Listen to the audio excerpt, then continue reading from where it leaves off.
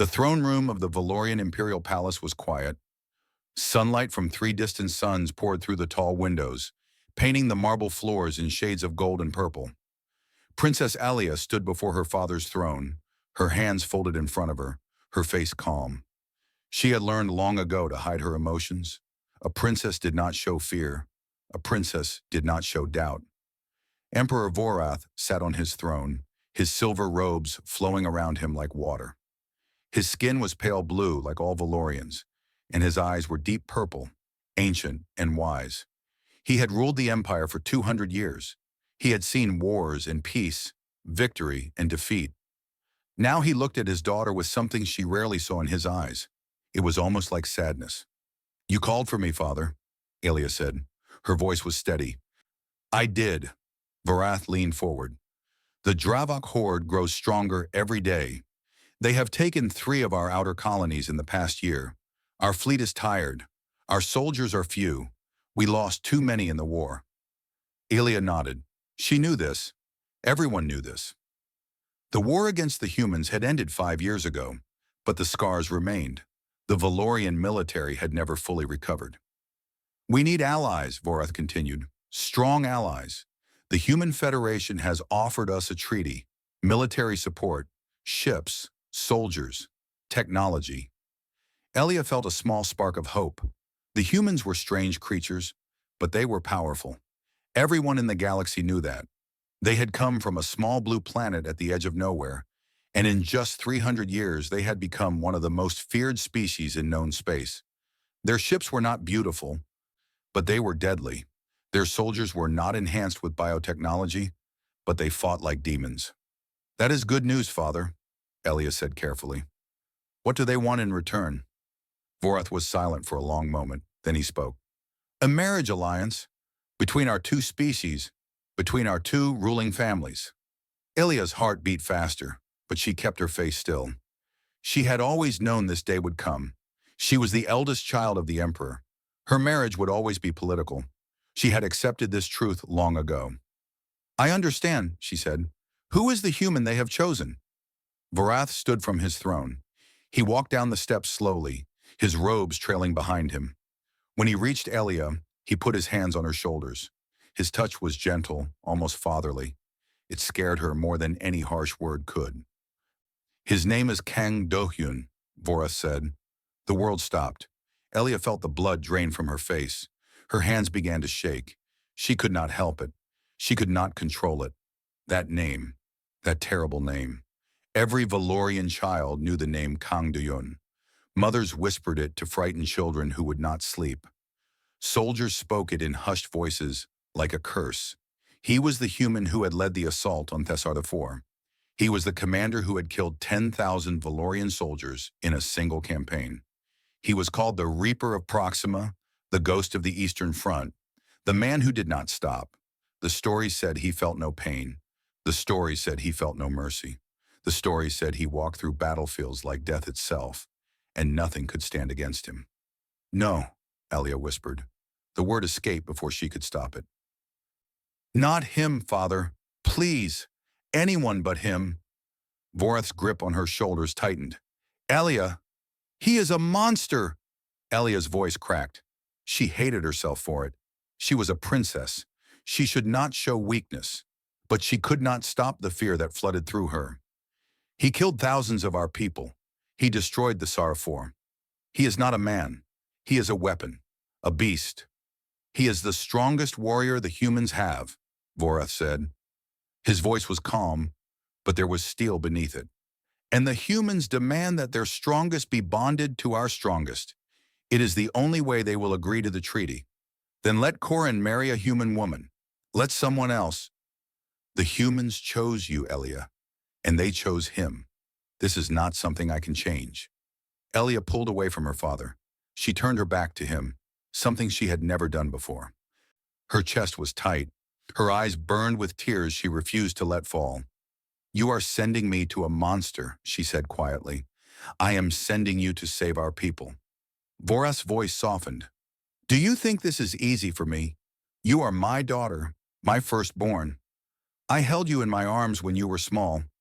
I taught you to read, to think. To lead? I love you more than you know. Elia closed her eyes. Then do not do this. I must. Vorath walked around to face her. He lifted her chin with one finger, forcing her to meet his eyes. The Dravok will destroy us if we stand alone. Millions will die. Our entire civilization could fall. This marriage can prevent that. You can prevent that. At what cost? Elia asked. My life? My happiness? Perhaps, Vorath admitted. Or perhaps not. You do not know this human. You know only stories. Stories are often wrong. And if they are right, if he truly is a monster? Vorath was silent. He had no answer for that. Elia looked at her father for a long moment. She saw the weight on his shoulders, the burden of ruling an empire that was slowly dying. She saw the desperate hope in his eyes, the prayer that this alliance would save them all. She thought of her people, the colonies that had already fallen, the refugees flooding the inner worlds, the children who would never know peace if the Dravok were not stopped. She thought of her duty. Slowly, painfully, she straightened her spine. She lifted her chin. She became a princess again. When does he arrive? She asked. Her voice did not shake. Vorath let out a breath. Relief and sorrow mixed in his eyes. 3 weeks. The human delegation will come to our homeworld. You will meet him then. The wedding will be 1 month after that. 1 month. Elia had 1 month of freedom left. 1 month before she belonged to the man they called the Reaper. Very well, she said. I will do my duty, father. For our people. For the Empire. Vorath nodded. I know you will. You have always been strong, Elia. Stronger than anyone knows. He left her then, walking out of the throne room with heavy steps. Elia stood alone in the golden light, surrounded by silence. She thought of Kang Do-yun. She thought of the stories. She thought of cold eyes and bloody hands and a heart made of stone. She was going to marry a monster, and there was nothing she could do to stop it. Elia watched from the palace balcony, her hands gripping the railing. The Valorian ships were beautiful. They curved and flowed like living things. All smooth lines and soft colors. The human ships were nothing like that.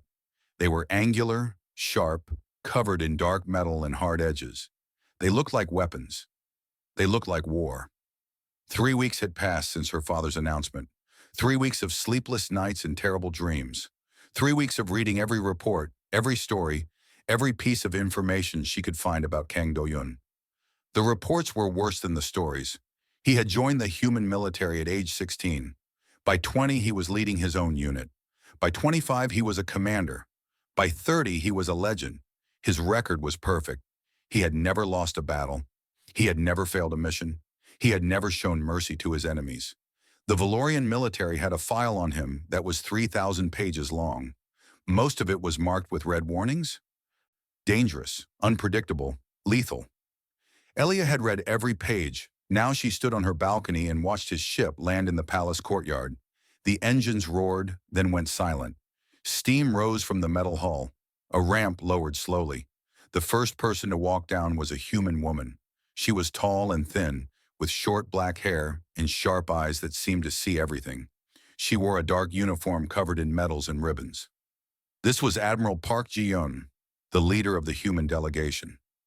Elia had read about her, too. She was one of the most respected officers in the Human Federation. Behind the admiral came more humans. Soldiers, diplomats, advisors. They walked in perfect formation, their faces calm and serious. And then he appeared. Kang Do-yun walked down the ramp, and Elia felt her breath catch in her throat. He was not what she expected. She had imagined a giant, a monster, a scarred beast with cruel eyes and bloody hands. Instead, she saw a man of average height, lean and quiet. His hair was dark and cut short. His face was ordinary, almost forgettable. He wore no medals, no decorations, no symbols of rank. Just a simple black uniform that blended into the shadows. But his eyes were different. They were dark and deep, like pools of still water. They moved slowly across the courtyard, taking in everything. When they found Elia on her balcony, they stopped. Their gazes met. Elia felt a chill run down her spine. Those eyes were not cruel.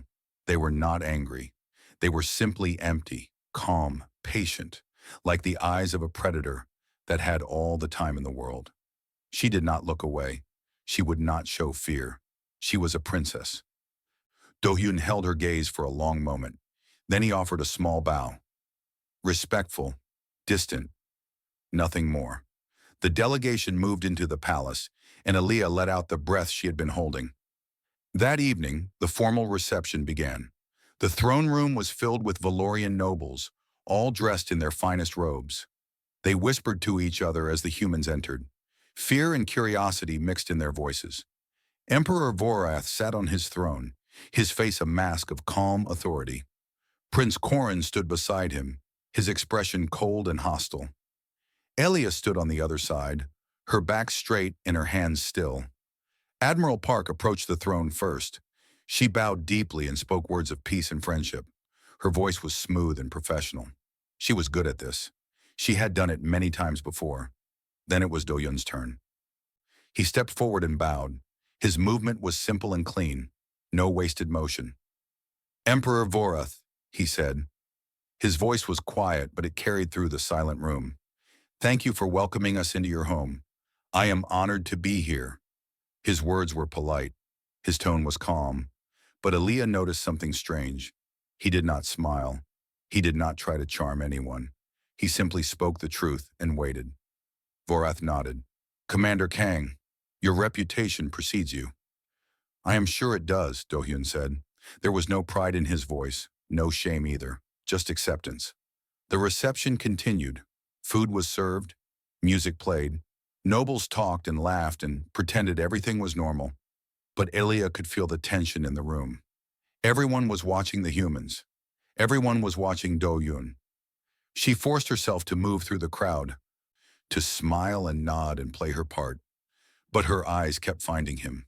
He stood alone near a window, holding a glass he never drank from. He spoke to no one unless they spoke to him first. He watched everything with those quiet, empty eyes. Later that night, Elia walked through the palace gardens. The air was cool and sweet. The moons hung low in the sky, painting everything in silver light. She heard footsteps behind her. She turned and saw Yoon Tyson, Do-hyun's second in command. He was a tall man with kind eyes and a gentle smile.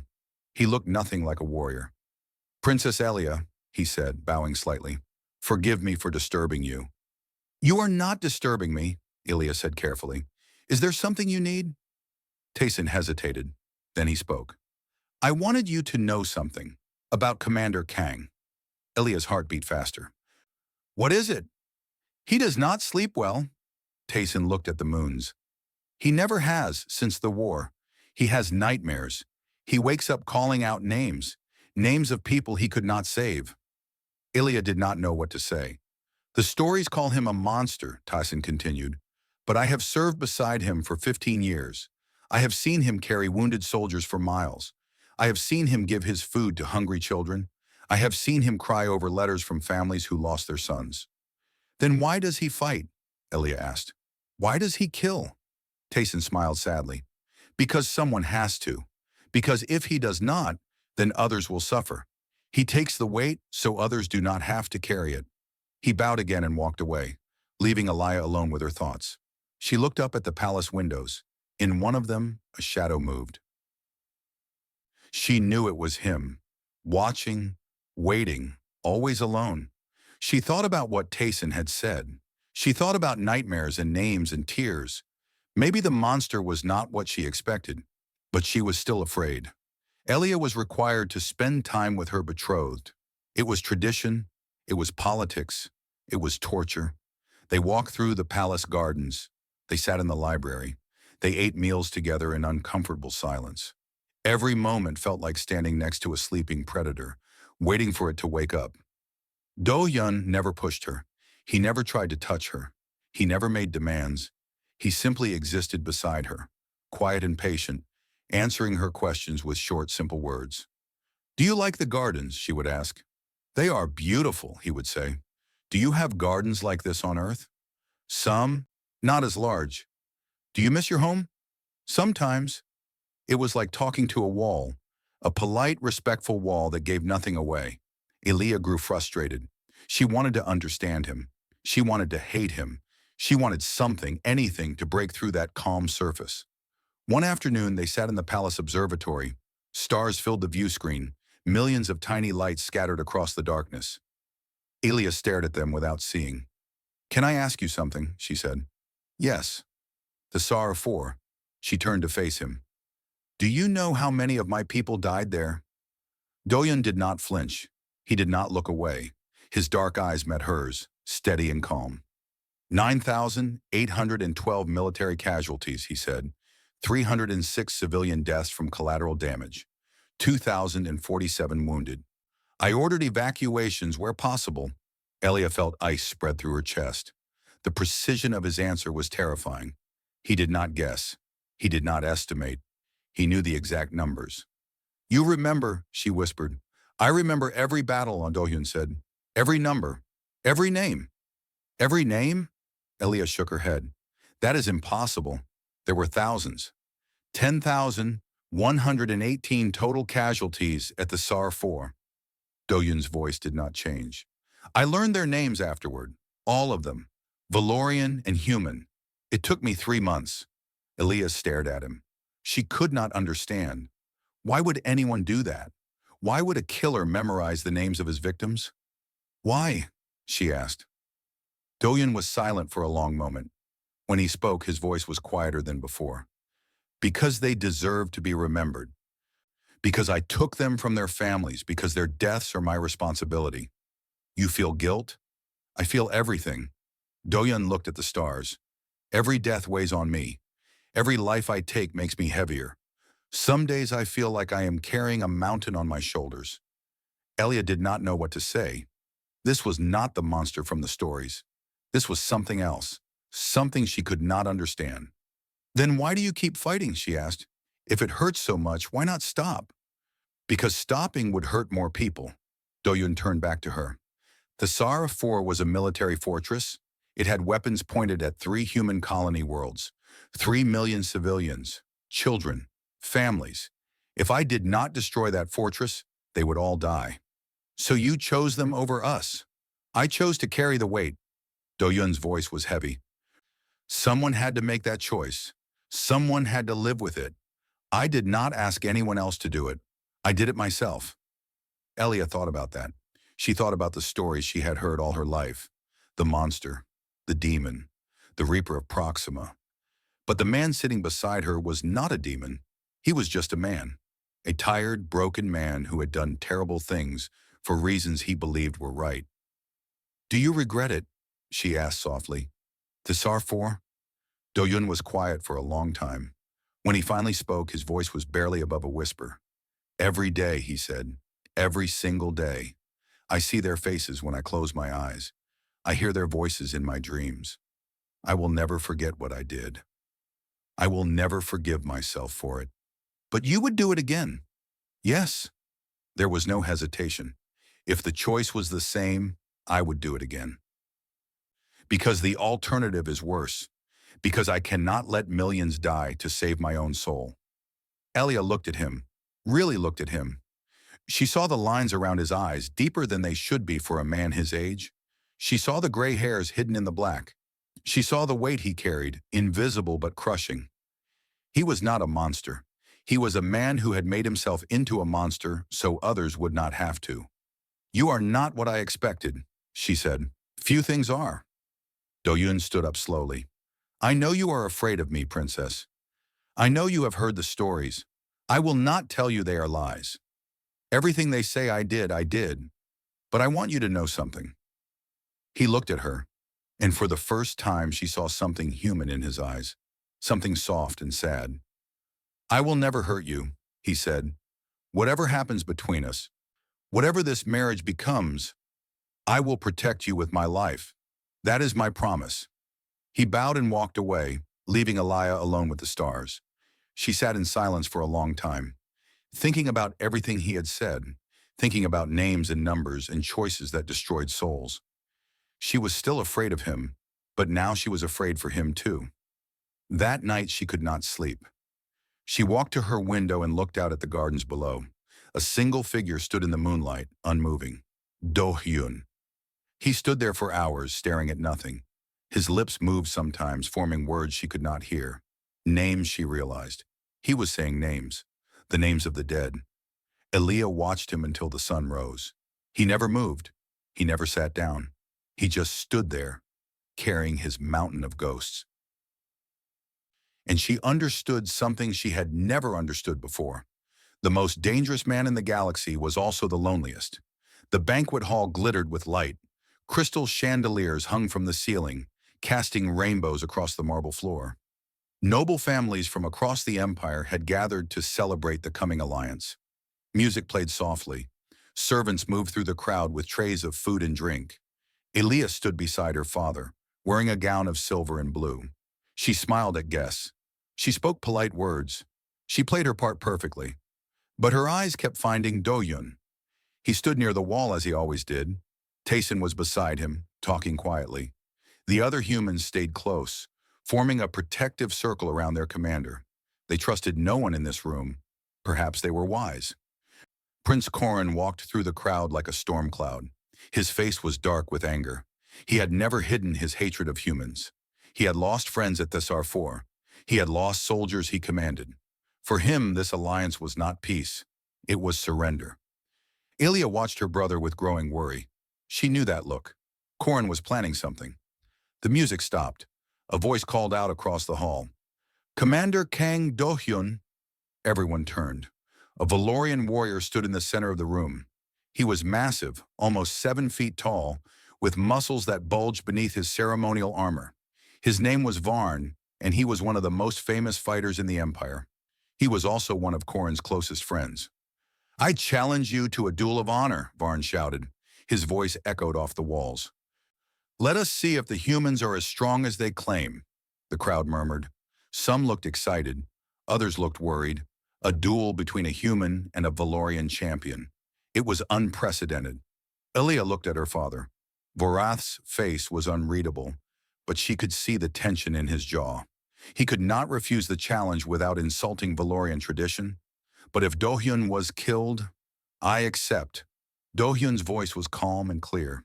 He stepped forward from the wall, his movements slow and relaxed. There was no fear in his eyes, no anger. Just that same quiet emptiness. The crowd parted to form a circle. Varn stood in the center, cracking his knuckles. He was enhanced with Valorian biotechnology. His bones were reinforced with metal. His muscles were 3 times stronger than a normal man. He had killed dozens of enemies in combat. Do-hyun removed his jacket and handed it to Tayson. He rolled up his sleeves, revealing arms covered in thin white scars. He carried no weapon. He wore no armor. "You fight unarmed?" Varn laughed. "Foolish human, I will crush you like an insect." Do-hyun said nothing. He simply waited. The signal was given. Varn charged like a wild animal. His massive fist swung toward Do-hyun's head with enough force to shatter stone. It hit nothing but air. Do-hyun moved, not fast, not slow, just efficient. He stepped aside at the last moment, his body flowing like water. His hand shot out, striking Varn's elbow joint with 2 fingers. Varn's arm went limp. The giant roared in confusion and swung with his other fist. Again, Do-hyun was not there. Again, his fingers found a pressure point. Again, a limb stopped working. The fight lasted 11 seconds. When it ended, Varn lay on the marble floor. He was conscious, his eyes wide with shock, but his body would not move. Do-hyun had not punched him. He had not kicked him. He had simply touched him in places that shut down his muscles, his nerves, his ability to fight. The throne room was silent. Do-hyun knelt beside his fallen opponent. He placed a hand on Varn's shoulder and spoke quietly. "You fought with honor," he said. "Your technique is strong. Your speed is impressive. You have nothing to be ashamed of." Then he did something no one expected. He helped Varn stand. Carefully, gently, he supported the massive warrior until Varn's muscles began to work again.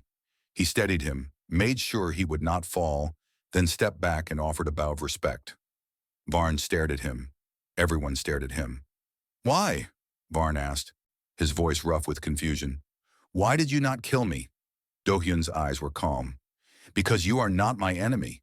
You are a warrior who wanted to test himself. There is no shame in that. There is no need for death."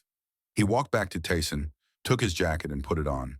The crowd parted before him like waves before a ship. Elia watched him go.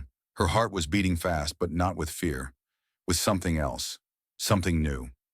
That night she found him on a balcony overlooking the city.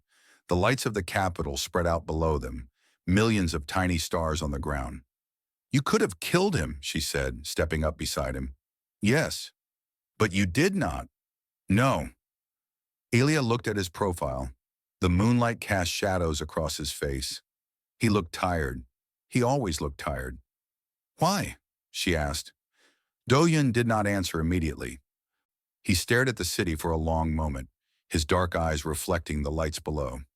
"I have killed enough," he finally said. "When I was young, I thought strength meant victory. I thought power meant defeating your enemies. I was wrong. What does strength mean to you now?" "Knowing when not to fight." Do-hyun turned to face her. "Knowing when mercy is stronger than violence. Knowing that every life has value, even the lives of those who hate you." Elia felt something shift inside her. A wall she had built was starting to crack. "You are a strange man, Kang Do-yun," she said. "I know. The stories say you are a monster." "The stories are not wrong." His voice was soft. "I have done monstrous things. I have killed more people than I can count, but I do not enjoy it. I have never enjoyed it. Every death takes something from me. Every life I end makes me less human." "Then why do you keep doing it?" Do-yun smiled. It was a small, sad smile that did not reach his eyes. "Because if I stop, someone else will have to start. Someone who might enjoy it. Someone who might not know when to show mercy." He looked at the stars. "I would rather be a monster than create one." Elia stood beside him in silence. The night wind was cold, but she did not feel it. She thought about monsters. She thought about mercy. She thought about a man who carried the weight of death so others could live in light. "You are not what I expected," she said again. "I know," Do-yun replied. "I am sorry for that." "Do not be sorry." Elia surprised herself with her own words. I think I am glad." She walked away before he could respond, her heart full of questions she could not answer. But for the first time since this began, she was not afraid. Elia woke to the sound of running footsteps and shouting voices. She threw on a robe and rushed into the hallway. Servants and guards ran past her, their faces pale with fear. "What is happening?" she demanded. A young officer stopped and bowed quickly. "Princess, the Dravok have attacked. Valar Prime has fallen." Ilia's blood ran cold. Valar Prime was a colony world on the border. 50,000 people lived there. Families, children, innocent civilians. She ran to the war room. The chamber was filled with chaos. Generals shouted at each other. Holographic maps flickered with red warning lights. Her father stood at the center of it all, his face hard as stone. "How long until our fleet can reach them?" Vorath demanded. 14 hours, Your Majesty," a general replied. "The nearest ships are too far away." 14 hours. Vorath closed his eyes. "They will all be dead in 14 hours. Elia pushed through the crowd. "Father, there must be something we can do. We cannot just let them die." "What would you have me do?" Vorath's voice was sharp with frustration. "Pull ships from the defense grid? Leave our homeworld unprotected? I can be there in 2 hours." Everyone turned. Do-yun stood in the doorway. He was fully dressed in combat gear, black and sleek and covered in weapons. Tyson stood behind him with 11 other human soldiers. "Commander Kang," Vorath said slowly, "what are you suggesting?" "My strike team can reach Valar Prime in 2 hours using our jump drives." Do-yun walked into the room, his eyes scanning the holographic map. "We can hold the evacuation points until your fleet arrives." "There are 3,000 Dravok warriors on that planet," a general protested. "You have 12 soldiers." 13, Do-yun corrected, "and that will be enough." Elia stared at him. 13 humans against 3,000 Dravok. It was suicide. It was madness. It was exactly what she should have expected from him. Admiral Park stepped forward. "Your Majesty, I authorize this mission. Commander Kang has my full support." Vorath looked at Do-yun for a long moment. Something passed between them, an understanding, a respect. "Go," Vorath said. "Save our people." Do-yun nodded. He turned to leave. then stopped. His eyes found Elia in the crowd. "I will come back," he said quietly. "I promise." Then he was gone. Elia made a decision. She turned to her father. "I want to go with the observation fleet. I want to see what happens." "Absolutely not," Vorath said. "It is too dangerous. Our people are dying on that planet. The least I can do is witness their salvation, or their destruction." Elia lifted her chin. "I am the future of this empire. I need to see this." Vorath stared at his daughter. Then slowly he nodded. 4 hours later, Elia stood on the bridge of a Valorian warship, watching the battle unfold on the viewscreen. It was unlike anything she had ever seen. The Dravok were monsters, tall, armored creatures with 4 arms and jaws full of sharp teeth. They lived for war. They killed for pleasure. They had conquered dozens of worlds and destroyed entire civilizations. 13 humans stood against them, and the humans were winning. Doyun and his team had landed at the main evacuation point, where thousands of Valorian civilians were trying to reach the emergency shuttles. The Dravok attacked in waves, hundreds at a time, screaming their war cries. The humans did not scream. They did not panic. They moved like a single machine, each soldier covering the others, each weapon finding its target. Do-Yun was at the center of it all. Elia watched him fight, and she understood why he was called a legend. He was not fast. He was not strong. He was something worse. He was efficient. Every movement had a purpose. Every shot killed. Every decision was perfect. He created choke points where the Dravok could not use their numbers. He collapsed buildings to block their advance. He turned the battlefield into a trap. And when the Dravok broke through, when they got too close, he met them with his bare hands. Elia saw him kill a Dravok warrior twice his size. She saw him break through armor that should have been unbreakable. She saw him move through the enemy like a ghost, leaving death in his wake. But she also saw something else. She saw him pick up a fallen Valorian child and carry her to safety. She saw him shield wounded civilians with his own body. She saw him give orders to his team not to advance, but to protect. He was not fighting to kill. He was fighting to save. The battle lasted 6 hours. When the Valorian fleet finally arrived, the evacuation was complete. 42,000 civilians had been saved. The Dravok had been pushed back. Do-Yun's team had lost 2 soldiers, and Do-Yun himself had been injured. Elia saw it on the viewscreen. A Dravok spear had gone through his shoulder while he was protecting a group of children. He had pulled it out, killed the attacker, and kept fighting for 3 more hours, with a hole in his body. The medical ship brought him back to the homeworld. Elia was waiting when he arrived. He looked terrible. His armor was torn and covered in blood, both blue and red. His face was pale, and dark circles surrounded his eyes. He could barely stand. But when he saw her, he smiled. It was a real smile, small and tired and human. "I told you I would come back," he said. Elia did not think. She did not plan. She simply moved. She threw her arms around him. He went stiff with surprise. For a moment, he did not move. Then slowly, carefully, he put his uninjured arm around her. "Thank you," Elia whispered. "Thank you for saving them. They are your people," Do-Yun said. "That makes them my people too." Elia pulled back and looked at him. She saw the exhaustion in his eyes. She saw the pain he was trying to hide. She saw the weight of everything he had done and everything he still had to do. And she saw something else. She saw a good man. "Let me take you to the medical bay," she said softly.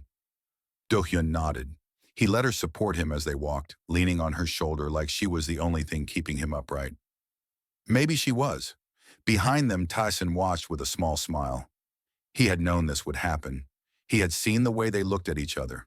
He had seen the walls falling down. The monster and the princess. Perhaps there was hope for them after all. Do-Yun lay on a white bed, his shoulder wrapped in bandages. The Valorian doctors had done their work well. The wound was healing faster than expected, thanks to human medicine combined with alien technology. But he would need rest, a lot of rest. He was reading casualty reports on a data pad when Elia walked in. She was not supposed to be here. Protocol said that visitors needed permission. Protocol said that the princess should not be alone with her betrothed before the wedding. Protocol said many things. Elia did not care about protocol. You should be resting, she said, sitting down beside his bed. I am resting. Do-hyun did not look up from his datapad. I am lying down. That counts. Reading reports about dead soldiers is not resting. It is necessary. His voice was flat. 2 of my people died on that planet. Their families need to know. I need to write the letters. Elia watched him scroll through names and numbers. His face showed no emotion, but she could see the tension in his jaw, the tightness around his eyes. You blame yourself, she said. I was the commander. Their deaths are my responsibility. You saved 42,000 people, and I lost 2. Do-hyun finally looked at her. His dark eyes were heavy with exhaustion. Do you think the families of those 2 soldiers care about numbers? Do you think they will be comforted because 42,000 strangers are alive while their sons are dead? Elia had no answer. Do-hyun set down the datapad. He leaned back against his pillow and stared at the ceiling. You should not be here, he said quietly. It is not proper. Since when do you care about proper? A ghost of a smile crossed his face. I do not. But I thought you did. Elia looked at her hands. I used to. Before all this. Before I met you. And now? Now I am not sure what I care about anymore. They sat in silence for a long moment. The machines beeped softly. Outside the window, the suns were setting, painting the sky in shades of orange and pink. Tell me about Earth, Elia said suddenly. Do-hyun looked at her with surprise. Earth? Yes. Your home. What is it like? He was quiet for a moment. When he spoke, his voice was different, softer, almost gentle. Earth is green, he said. Not like here. Not pale blue and silver. Green and brown and blue. There are forests that stretch for thousands of miles. Mountains that touch the clouds. Oceans so deep that we have not found the bottom. Do you miss it? Every day. Do-hyun closed his eyes. I grew up in a small town near the ocean. My mother used to take me to the beach when I was a child. We would watch the waves and count the stars. Your mother? Elia leaned forward. You have never mentioned your family. My mother died when I was 15. A sickness. There was no cure. His voice was steady, but Elia could hear the pain beneath it. My father died a year later. Heart attack. The doctors said it was natural. I think he just did not want to live without her. I am sorry. Do not be. It was a long time ago. Do-hyun opened his eyes. What about you? Your family? Elia hesitated. No one ever asked her about herself. She was a princess. She was expected to listen, not to speak. My mother died when I was young, she said slowly. She was kind, gentle. She used to tell me stories about the old days, when our people traveled between the stars in great ships of light. She made me believe that anything was possible. How did she die? An accident. Her shuttle crashed during a diplomatic mission. Elia's voice was tight. I was 10 years old. I remember waiting for her to come home. Waiting and waiting. She never came. Do-hyun reached out and took her hand. His touch was gentle, careful, like he was holding something precious. We have both lost much, he said quietly. Yes. Elia looked at their joined hands. Perhaps that is why we understand each other. They talked for hours. Not about war or politics or duty, about themselves, about their hopes and fears and dreams. Do-hyun told her about his first command, when he was so scared that his hands shook.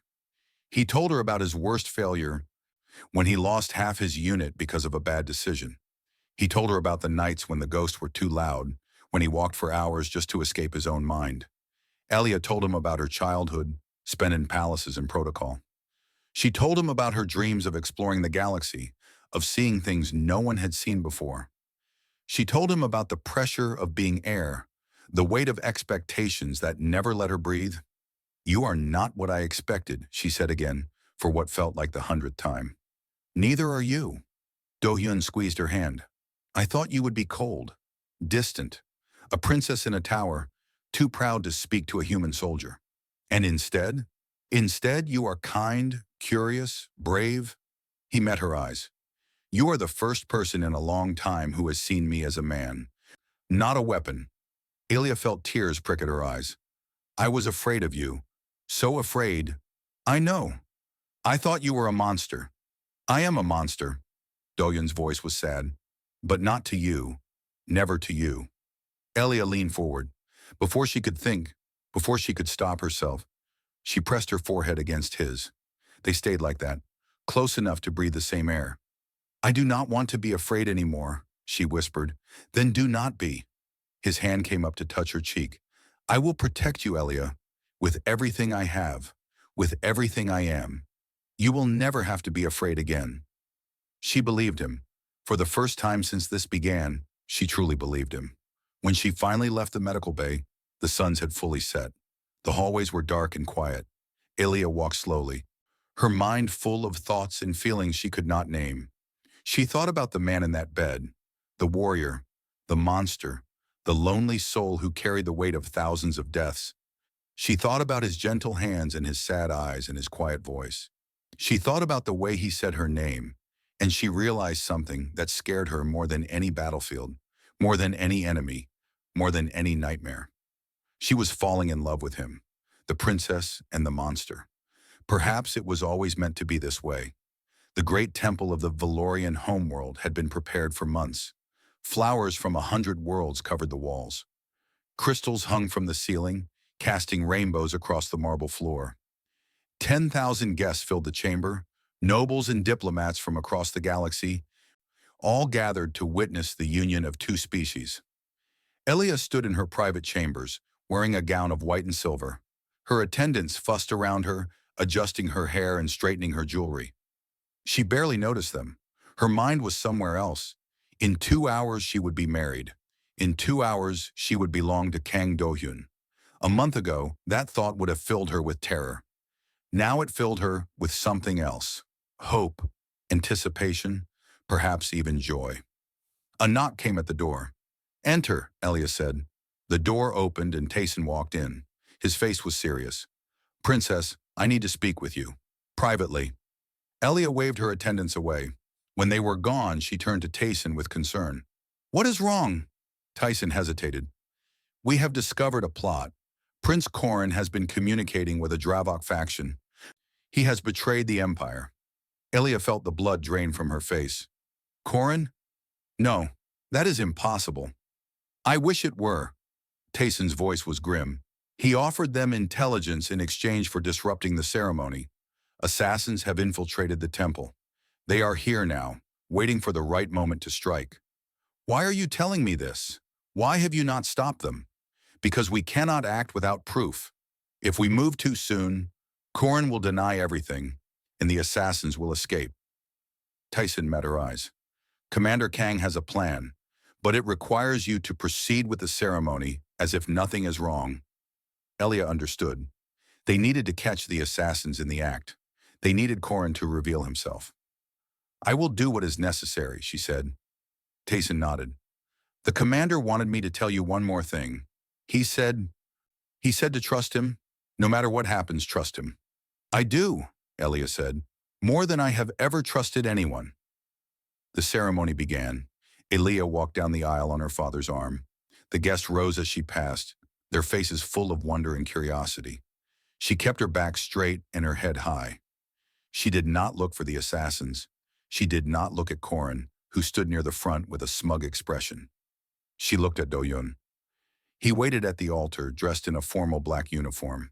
His face was calm, but his eyes were different. They were warm, alive. When he saw her, his lips curved into a small smile. She smiled back. The ceremony proceeded. The priest spoke ancient words of binding and promise. Elia and Do-hyun exchanged vows, their voices clear and steady. Then everything happened at once. Korin raised his hand. It was a signal. 6 Dravok assassins burst from the crowd, their weapons drawn. Guests screamed and fled. Guards rushed forward but were too slow. The assassins were heading straight for Elia. Do-hyun moved. He was there before Elia could blink, standing between her and the attackers. He had no weapon in his hands. He had no armor on his body. He was just a man in a wedding suit, but his eyes had changed. The warmth was gone. The gentleness was gone. In their place was something cold and terrible. The eyes of the Reaper. The first assassin reached him. Do-yun caught the Dravok's blade with his bare hand, turned it aside, and struck with his palm. The assassin collapsed. The second came from the left. Do-yun spun, his foot catching the creature's knee, his elbow shattering its jaw. The third and fourth attacked together. Do-hyun moved between them like smoke, hitting pressure points and nerve clusters, dropping them both in seconds. The fifth drew a gun. Do-hyun was faster. He grabbed the weapon, twisted it away, and used it to block a strike from the sixth assassin. Then he dropped them both with precise, devastating blows. 6 Dravok assassins. 6 seconds. Do-yun stood in the center of the carnage, breathing heavily. Blood dripped from his hand where he had caught the blade. His wedding suit was torn, but he was alive, and Ilya was safe. Guards finally reached them, surrounding the fallen assassins. Admiral Park strode through the chaos, her face like thunder. "Arrest Prince Korin," she commanded. "He is charged with treason against the Valorian Empire and conspiracy to murder." Korin's face went white. "This is absurd. I demand—" "We have your communications," Tayson said calmly. "Every message, every plan, every promise you made to the Dravok." Korin was dragged away, screaming protests that no one believed. Vorith stood from his throne. His face was a mask of pain and disappointment. He had lost a son today, not to death, but to betrayal. "The ceremony will continue," he announced. His voice was steady, but Ilya could hear the cracks beneath it. "My daughter's wedding will not be stopped by traitors." The guests slowly returned to their seats. The priest took his place. The ceremony resumed. When Vorith asked Ilya if she accepted this union, she turned to look at Do-hyun. He was battered and bleeding. His hand needed stitches. His suit was ruined, but he stood straight and tall, his eyes locked on hers with that same quiet intensity. She remembered her words from a month ago. "Not him, father. Anyone but him." She had been so afraid, so certain that he was a monster. Now she knew the truth. He was a monster, but he was her monster. He would burn the galaxy to keep her safe. He would fight any enemy, face any danger, carry any weight. For her. Only for her. "Him," Ilya said clearly. Her voice rang through the temple. "Only him." Do-yun's eyes widened. Then slowly a real smile spread across his face. Not the small, sad smile she had seen before. A full smile. A human smile. The priest spoke the final words. The crowd cheered. The alliance was sealed. And Kang Do-hyun, the most feared warrior in the galaxy, leaned forward and kissed his bride with a gentleness that made her heart break.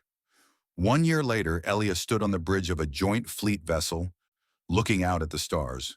The Dravok had been pushed back to their own territory. The alliance held strong. Peace was spreading across the galaxy for the first time in generations. Tayson approached with a report. "The outer colonies are stable. Trade routes are open. The reconstruction is ahead of schedule." "Good." Do-yun nodded, his hand finding Ilya's. "Then we keep going. There is more work to do." "There always is," Tayson said with a smile. Ilya squeezed her husband's hand. She looked at his face, still calm, still quiet, still carrying the weight of everything he had done. But there was something different now. The emptiness in his eyes was gone. The loneliness had faded. He smiled more. He laughed sometimes. He slept better. Though the nightmares never fully disappeared, he was still a monster. The galaxy still feared his name. But she knew the truth beneath the legend. He was a good man, a tired man, a man who had given everything for others, and he was hers. "I love you," she said softly.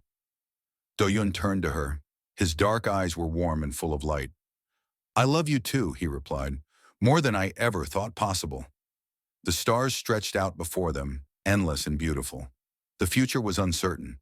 There would be more battles, more challenges, more weight to carry. But they would carry it together. The princess and the monster. Together until the end.